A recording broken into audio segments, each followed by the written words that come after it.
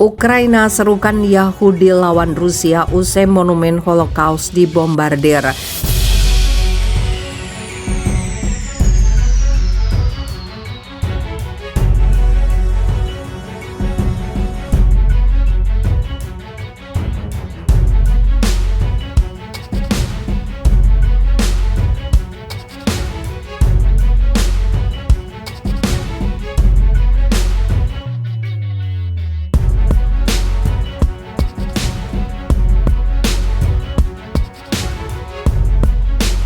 Presiden Ukraina Volodymyr Zelensky menyerukan kepada orang-orang Yahudi di seluruh dunia untuk ikut melawan Rusia.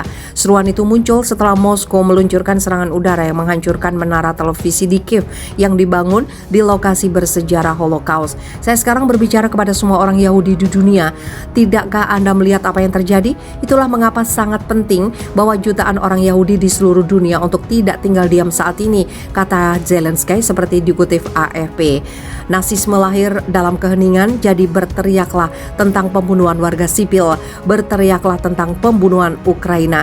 Seperti yang diberitakan sebelumnya, serangan Rusia masih terus berlanjut di Ukraina. Waktu setempat, serangan kali ini menghancurkan monumen peringatan tragedi Holocaust.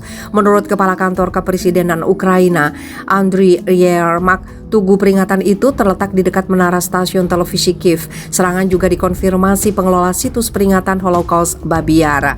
Putin berusaha untuk mendistorsi dan memanipulasi Holocaust untuk membenarkan invasi ilegal negara demokrasi yang berdaulat, benar-benar menjijikkan.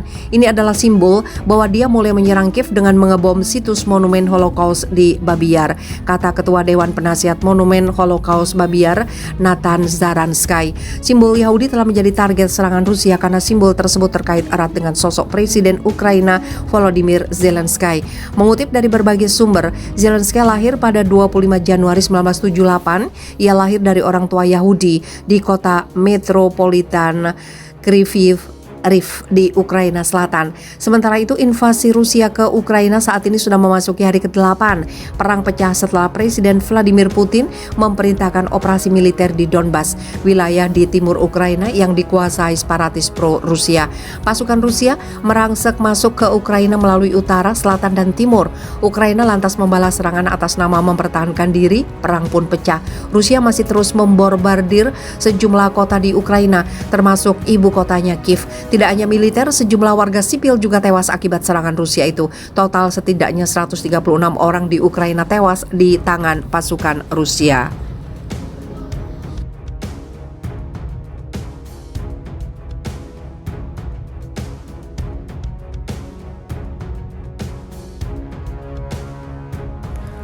Potret pasukan militer Rusia sholat dan berdoa bersama sebelum perang melawan Ukraina. Invasi yang dilakukan Rusia terhadap Ukraina sedang berlangsung. Potret terbaru pasukan militer Rusia sedang sholat dan berdoa bersama sebelum perang melawan Ukraina. Potret pasukan militer Rusia sedang melakukan sholat berjamaah dan berdoa bersama diunggah oleh akun Twitter @Kaukasuswar. Dalam unggahan akun Twitter tersebut menyebut bahwa ada ratusan pasukan militer Rusia sedang melakukan ibadah bersama sebelum perang. Ratusan tentara Chechnya, bagian dari angkatan bersenjata Rusia dan setia pada Ramzan Kadyrov, berdoa sebelum menyerang Ukraina, tulis akun tersebut. Dalam foto yang diunggah nampak pasukan militer Rusia melakukan sholat berjamaah dengan beralaskan kain bermotif loreng-loreng untuk bersujud. Pasukan Rusia juga tetap menggunakan sepatu boots saat melakukan sholat. Dalam foto tersebut, pasukan Rusia sholat berjamaah dan berdoa bersama di dalam hutan. Itu terlihat dari rimbuhan atau rimbunnya pepohonan dan bukit yang menjulang tinggi di sekitarnya.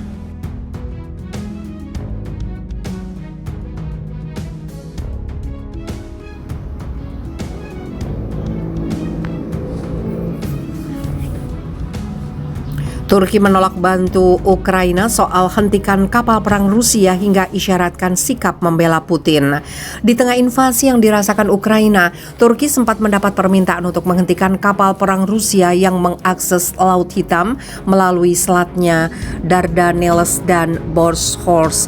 Namun begitu, Turki baru-baru ini menyatakan tidak dapat memenuhi permintaan Ukraina itu, yang mana terganjal klausul dalam fakta internasional yang memungkinkan kapal perang Rusia kembali dengan mudah ke pangkalan mereka. Pada akhirnya, kapal perang yang membawa pasukan Rusia mendarat di Pelabuhan Laut Hitam sebagai bagian dari invasi ke Ukraina. Kemudian, baru-baru ini Menteri Luar Negeri Turki, Mevlut Cavusoglu mengatakan Ankara sedang mempelajari permintaan Kiev, tetapi ternyata Rusia memiliki hak berdasarkan Konvensi Montreux 1936 untuk mengembalikan kapal perang ke pangkalan mereka di Laut Hitam. Dalam arti lain, jika Turki memutuskan menerima permintaan Ukraina dan menutup selat untuk kapal perang Rusia, hal itu hanya akan dicegah untuk melakukan perjalanan ke arah lain, jauh dari pangkalan mereka ke Mediterania. Jika negara yang terlibat dalam perang mengajukan permintaan untuk mengembalikan kapal mereka ke pangkalan mereka, itu harus diizinkan. Jelas Cavusoglu dikutip pikiran rakyat.depok.com dari Reuters. Selain itu, Cavusoglu juga menegaskan kembali penentangan Ankara untuk menjatuhkan sanksi ekonomi terhadap Rusia. Adapun sikap itu telah membedakan Turki dan sebagian besar sekutu NATO yang telah mengumumkan sanksi untuk Rusia.